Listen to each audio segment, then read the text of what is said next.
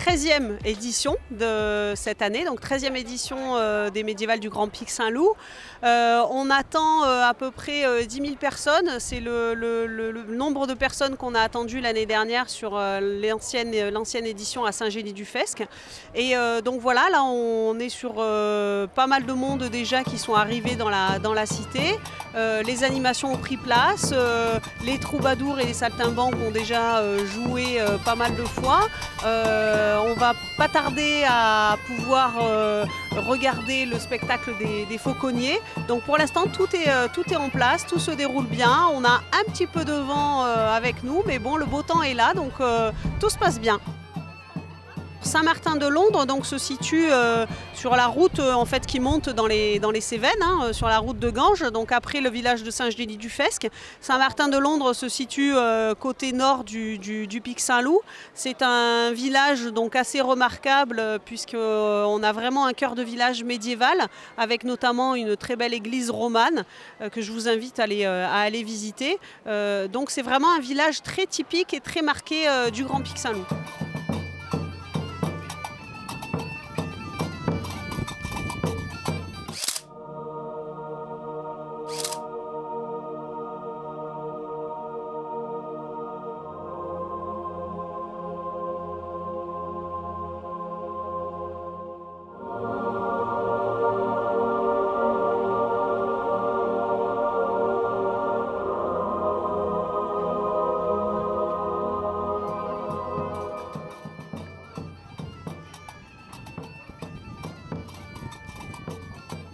Seigneur,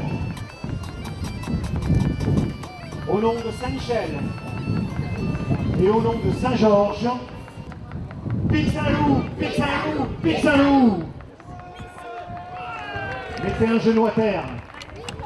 Messire, nous sommes prêts à devenir les chevaliers du Grand Pic Saint-Loup. Les enfants, vous m'entendez? Oui. Sortez vos épées. 3 fois. Pic Saint-Loup, Pic Saint-Loup, Pic Saint-Loup. Encore 3 fois. Pic Saint-Loup, Pic Saint-Loup, Pic Saint-Loup.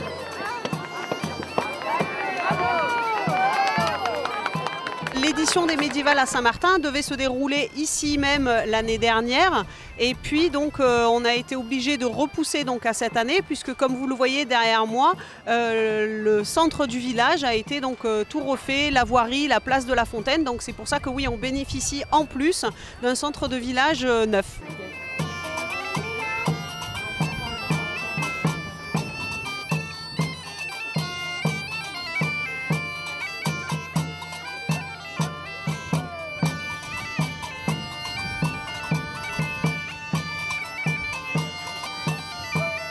C'est tressé parce qu'il n'y a pas de distinction entre le fil de traîne et le fil de chalet.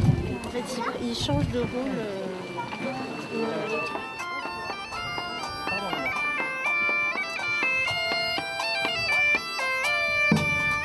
C'est du tressage, voilà. C'est pas de tissage, il n'y a pas de distinction entre le fil de chèvre et le fil de trame.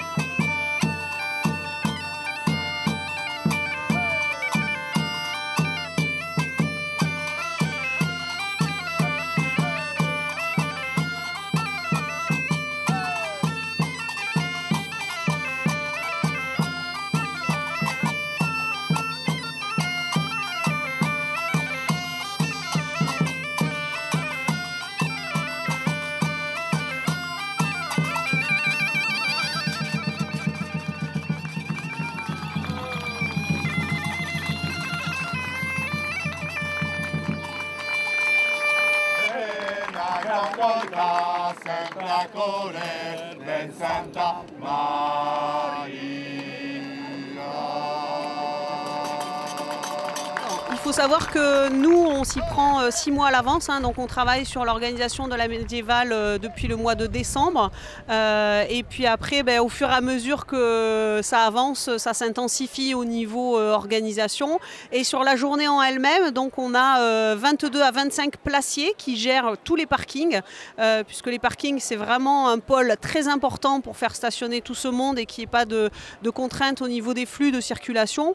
On a à peu près une dizaine de personnes qui est sur la fête elle-même pour accueillir, voilà, pour vous accueillir, pour vous renseigner, pour voir un petit peu tous les problèmes techniques. Et ensuite, au niveau des compagnies, c'est à peu près une centaine de personnages, donc entre les chevaliers, les troupes, les déambulations, la ferme médiévale. Et puis, on a à peu près un peu plus de 50 exposants, donc les marchands ambulants qui sont aussi présents. Donc, ça représente pas mal de monde. Ouais. Vous voulez que quelqu'un tombe amoureux de vous, vous frottez les mains avec du basilic, vous allez vous mettre la main dans l'eau comme ça. Voilà. Une autre plante magique, qui est un très bon basilic en quantité. Une feuille de laurier dans votre poche, personne ne peut dire du mal de vous dans votre dos. Encore une autre, l'asparagus. On vous souhaite un mauvais sort, vous allez le matin à la fontaine, une petite prière, et vous la trempez dans l'eau et vous vous aspergez. Ah oui. S'asperger, Asparagus. Voilà.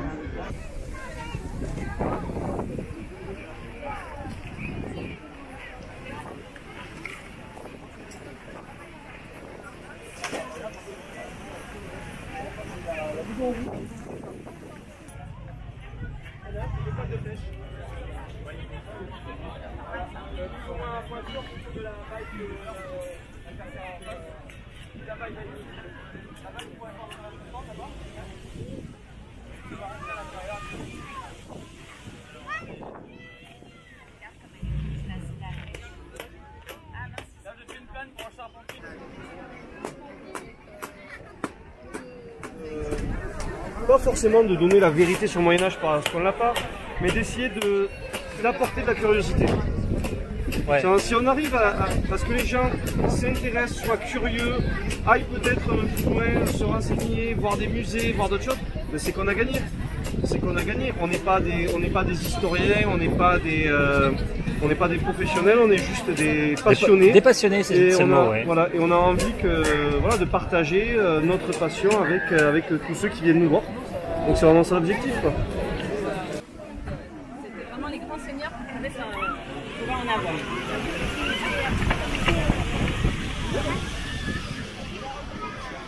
Et pourquoi il faut autant de monde d'après vous? Protéger, ça coûte très cher, donc on va pas la laisser qu'il y en ait qui viennent et qui lâchent la découpe, parce que c'est vite fait. Donc tout ça réuni, c'est plus de 100 personnes quasiment pour servir une machine comme ça. Donc c'est pas tout le monde qui peut avoir une machine. Il y en a eu très peu. Et on lançait des coulées de pierre d'à peu près 150-200 kg. Et puis d'essayer de faire sortir un peu les gens des clichés habituels sur le Moyen-Âge.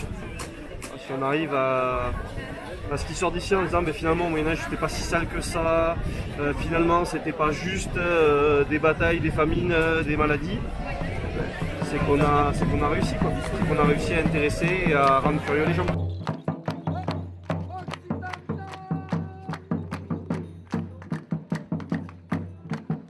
La fête médiévale est devenue très populaire, on a un public de famille. Pourquoi? Parce que c'est vrai que les animations qu'on présente, le chevalier et la reine, ça a toujours été un petit peu le rêve du petit garçon ou de la petite fille, donc ça fait toujours rêver, c'est pour ça que je pense qu'on fait plaisir beaucoup aux enfants, mais aussi on a pas mal d'animations pour les parents, donc c'est une journée conviviale à vivre en famille.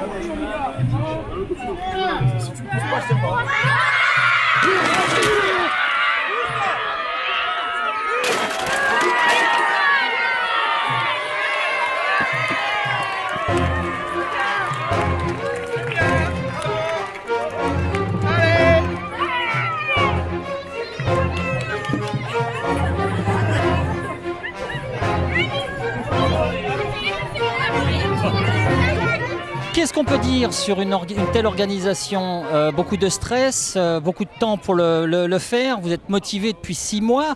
Quels sont les problèmes que vous auriez pu rencontrer, à part le mauvais temps? Alors, le mauvais temps, c'est vrai que c'est le principal problème. Pour les 10 ans, en 2016, on a fêté les 10 ans donc, sur la commune des Mattels avec une pluie qui n'a pas arrêté de tomber tout au long de la journée. Donc ça a été un peu la catastrophe, mais on a quelques visiteurs qui sont quand même venus. Après, un peu de stress, effectivement, je ne vais pas vous le cacher, parce qu'un peu de stress, notamment au niveau sécurité. C'est vrai que la sécurité, c'est notre point d'orgue.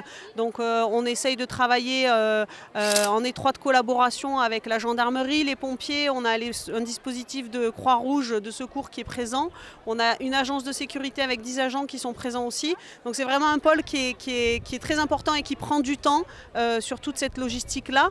Après, au niveau de la programmation, donc là on choisit, on caste les troupes au mois de janvier pour pouvoir monter notre programme et faire le déroulé. Après, je dirais... on n'est pas à l'abri de l'impondérable et de l'imprévu, mais on essaye de faire en sorte que tout se passe bien et de préparer du mieux possible que l'on peut cette journée.